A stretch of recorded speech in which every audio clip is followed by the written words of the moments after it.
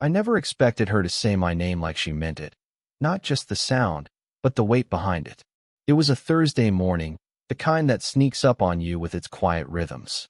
The coffee shop smelled like burnt sugar and old books, the usual place where mornings began for me. She was already there, sitting by the window, a stack of papers in front of her, glasses perched low on her nose. The way she looked up when I walked in, just a flicker of recognition, caught me off guard. Not many people noticed me like that. I ordered the usual, black coffee, no sugar. She remembered too, without me asking. "Still the same?" she said, half smiling, pushing a stray lock of hair behind her ear. There was something in her voice, soft but steady, that made the words hang between us longer than necessary.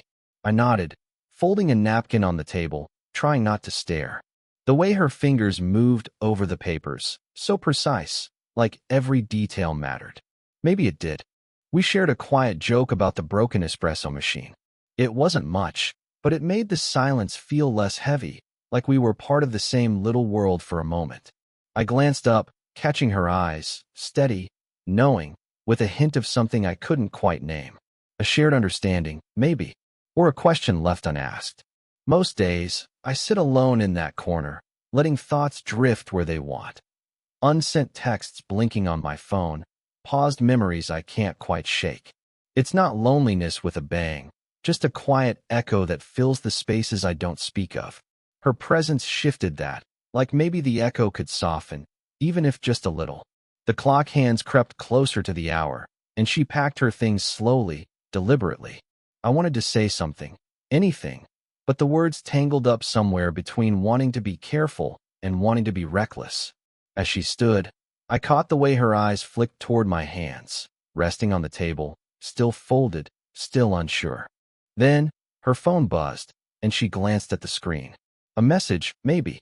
She hesitated, then looked back at me with that same steady gaze and said softly, "You're too close." The words surprised me. Not a reprimand, not a warning, but something in between. A challenge? A plea? I didn't answer right away. Instead, I folded my napkin again, slower this time, and said, "Then tell me when to stop." She didn't say anything after that, just smiled.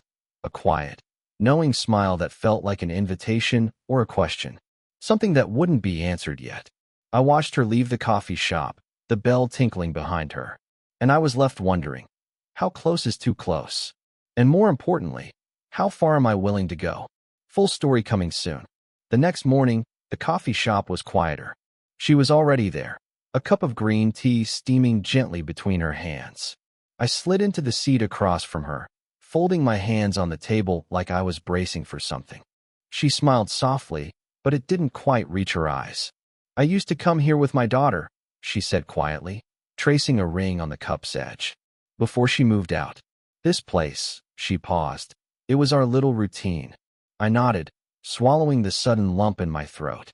The age gap felt heavier now, like a silent boundary we both knew but tiptoed around.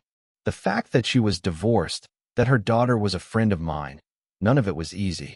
But there was something fragile in her voice, like she was sharing a piece of herself she usually kept locked away. I wanted to say something, to ease the tension, but the words stuck. Instead, I reached out, setting down my cup and gently helping straighten the papers she'd been organizing the day before. The silence between us wasn't empty. It held everything we weren't saying. She glanced up, catching my eyes. A flicker of something, hope, fear, passed through her gaze. Then, a small, almost shy smile. She touched my hand lightly, just a whisper of contact. It wasn't much, but it meant more than either of us would say aloud. I don't know why that moment stayed with me. Maybe because it felt like someone finally saw me. The afternoon sun slipped low through the cafe window. Her hand lingered where mine had just been, then pulled back, just a fraction. I caught the way her eyes flicked away, like she was trying not to see me too clearly. There was a pause, too long, and then the soft clink of a chair scraping. A friend, laughing too loud, passed by our table. I said something, half a joke, but it sounded empty even to myself. She smiled, but it didn't reach her eyes this time. Fingers twisted the edge of her scarf, a small shield. I leaned in, heart pounding, voice barely a whisper. "Are you afraid?" She didn't answer.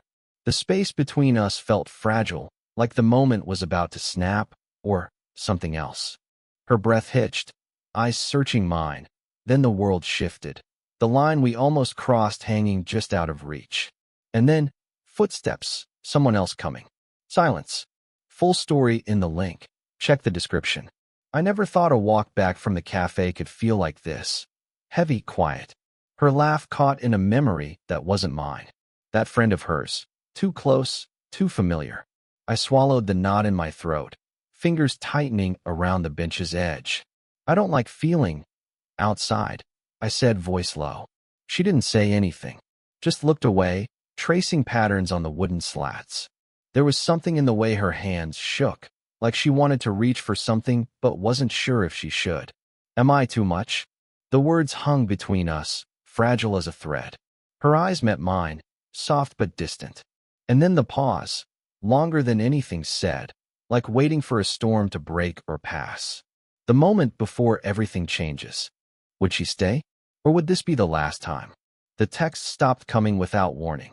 She stopped lingering by the counter, stopped laughing at the jokes that weren't even funny. I found the chair she always claimed as hers, empty. The quiet was different now, heavier. Then the truth slipped out, barely. A name whispered in passing, a photo hidden beneath papers. An ex, a child.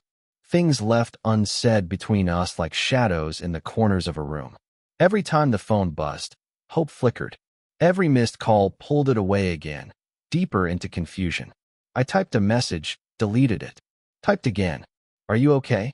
But the send button never pressed. I stood outside the door, heart tightening, hands still. Not broken, just paused. Like life forgot to finish the sentence. The night felt colder than usual. Standing on the doorstep, words tangled tight, too heavy, too fragile. Should the silence stretch or break it all open? Eyes met, searching, hesitating, both knowing how much could slip away. I didn't want to lose this, came the quietest confession, almost swallowed by the dark. A hand reached out, fingers brushing a cheek, timing perfect and impossible. No grand promises, no shouted truths, just a soft, "okay." Morning light slipped through the window just like it always did, soft and steady at 8:47 a.m. The bench by the park hadn't changed, still a quiet place for slow talks and warmer silences. The clink of tea cups, the bitter comfort of black coffee shared without rush or expectation. Small routines that felt like home now. Nothing perfect, but real. The kind of real that comes from patience, from choosing each other every day without grand declarations. Sometimes a glance would catch, a smile would linger just long enough, and in those quiet moments, everything made sense. Maybe that's all love needs, time, and a shared understanding that doesn't always need words. Only they would know what the space between them held. And that was enough.